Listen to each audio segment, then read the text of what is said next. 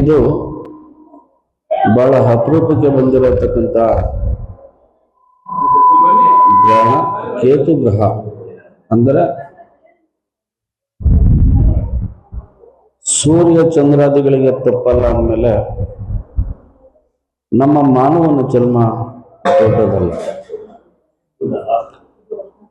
ಎಷ್ಟೇ ಅವಕಾಶ ಇದ್ದರೂ ಕೂಡ ಕರ್ಮ ಫಲವನ್ನು ಕಳೆಯುವುದಕ್ಕೆ ದಾರಿ ಇದ್ದೇ ಇರ್ತದೆ. ಅಂತ ಒಂದು ದಾರಿಯನ್ನ ಶ್ರೀ ಕ್ಷೇತ್ರ ಭಕ್ತಮಣೇಶ್ವರನ ಸನ್ನಿಧಿಯಲ್ಲಿ ಆದಿಶಕ್ತಿ ಪಾರ್ವತಿ ಕೈಲಾಸದಲ್ಲಿ ಪರಶುವನ್ನ ಪಾದವನ್ನು ತೊಳೆದಂತಕ್ಕಂಥ ಒಂದು ದಿನ. ಪಾಂಡವರು 14 ವರ್ಷ ವನವಾಸವನ್ನ ಪಟ್ಟಿ ವಿಡಂಬಿ ಭೀಮನ ಪಾದವನ್ನು ತೊಳೆದ ದಿನ. ಅದೇ ರೀತಿ ವಿಡಂಬಿ ಪಾದವನ್ನು ತೊಳೆಯಬೇಕಾದರೆ ತನ್ನ ಜನ್ಮ ಕೊಟ್ಟ ತಂದೆ ರಾಕ್ಷಸಿಯ ಕುಲ, ಇಡೀ ಅವನ್ನ ಸೋಲಿಸುವಂತ ಶಕ್ತಿ ಯಾರಿಗೂ ಇರಲ್ಲ. ಆದ್ರೆ ಭೀಮಸೇನ ಅವನ್ನ ಕೊಂದು ವಿಡಂಬಿಯನ್ನ ವಿವಾಹ ಆಗಿ ಘಟೋತ್ಕಚನಿಗೆ ಜನ್ಮವನ್ನು ಕೊಟ್ಟಿರುವಂತಕ್ಕಂಥ ಒಂದು ದಿನ. ಅದೇ ರೀತಿ ಇವತ್ತು ನಮ್ಮ ಹೆಣ್ಣ ಮಕ್ಕಳು ಕೂಡಿದ ಗಂಡನನ್ನ ಪಾದ ಪೂಜೆಯನ್ನು ಮಾಡಿ ಪುನೀತರಾಗುವಂತಕ್ಕಂಥ ಒಂದು ದಿನ. ಅಂದ್ರೆ ಏತಕ್ಕೋಸ್ಕರ ಪಾದ ಪೂಜೆ ಮಾಡೋದು? ಒಂದು ಹೆಣ್ಣಿಗೆ ಒಂದು ಗಂಡು ಆಶ್ರಯ ಕೊಡ್ಲೇಬೇಕು, ಗಂಡಿಗೆ ಹೆಣ್ಣು ಬೆಳಗಲೇಬೇಕು.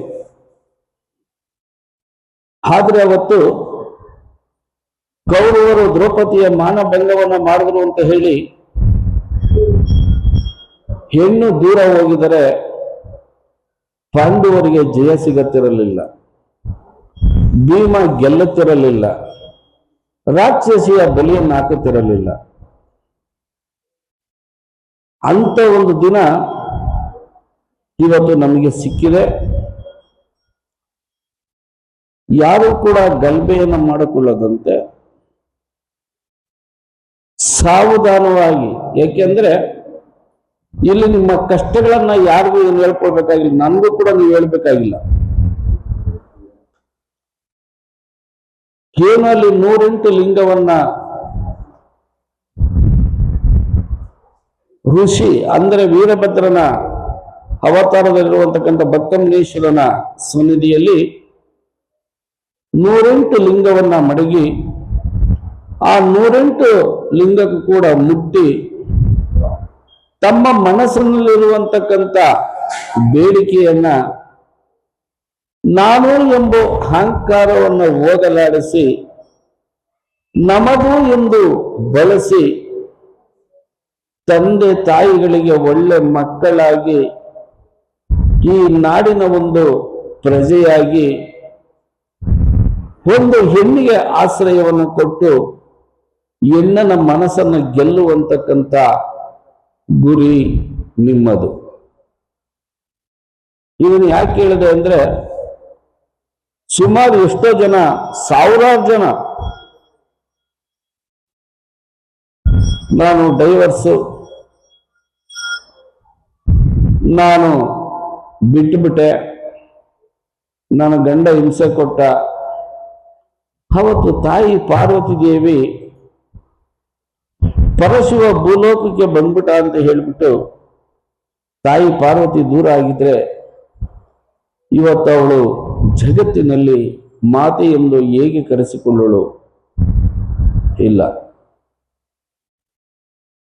ಹೆಣ್ಣು ಹುಟ್ಟುವಾಗಲೇ ಕಷ್ಟದಲ್ಲಿ ಹುಟ್ಟಿ ತಾಯಿಯಾಗಿ, ಮಾತೆಯಾಗಿ, ಅತ್ತೆಯಾಗಿ, ಸೊಸೆಯಾಗಿ, ತಂಗಿಯಾಗಿ, ಮಡದಿಯಾಗಿ ಎಲ್ಲ ಶಕ್ತಿಯನ್ನು ಕೂಡ ಹೆಣ್ಣು. ಅಂತ ಒಂದು ಹೆಣ್ಣು ಬೆಳಗುವಂತಕ್ಕಂಥ ಒಂದು ಜ್ಯೋತಿ ಆಗ್ಬೇಕು ವಿನ ಜ್ಯೋತಿಯನ್ನು ಕೆಡಿಸುವಂತಕ್ಕಂಥ ಕೆಟ್ಟ ದಾರಿಗೆ ಯಾರೂ ಕಾಲಿಡಬಾರದು. ಇಲ್ಲಿ ದ್ರೌಪದಿ ವನವಾಸವನ್ನ ಪಟ್ಲು, ನನಗೆ ಧರ್ಮರಾಯ ಬೇಡ, ಭೀಮ ಬೇಡ, ಪಾರ್ಥ ಬೇಡ ಅಂತ ಹೋಗಿದ್ರೆ ಅವತ್ತು ಧರ್ಮ ಸ್ಥಾಪನೆ ಮಾಡಕ್ ಆಗ್ತಿರ್ಲಿಲ್ಲ.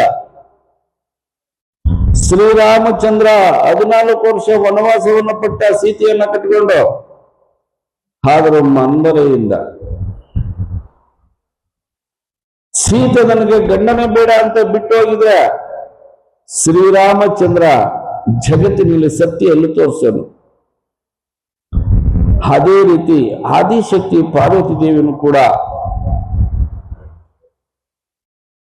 ಶಿವನಲ್ಲಿ ತೊರೆದು ಮುಂದೆ ಹೋಗಿದರೆ ಶಿವನು ಎಲ್ಲೂ ದೊರಕುವನು.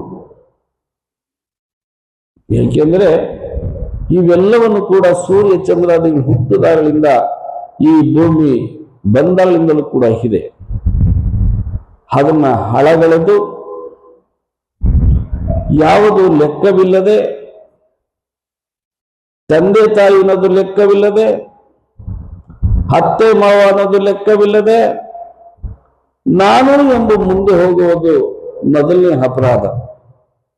ಇವತ್ತು ನಮ್ಗೆ ರಕ್ತ ಬಿಸಿ ಇರ್ತದೆ, ನಾವೇನ್ ಬೇಕಾದ್ರೂ ಮಾಡಿಬಿಡ್ತೀವಿ.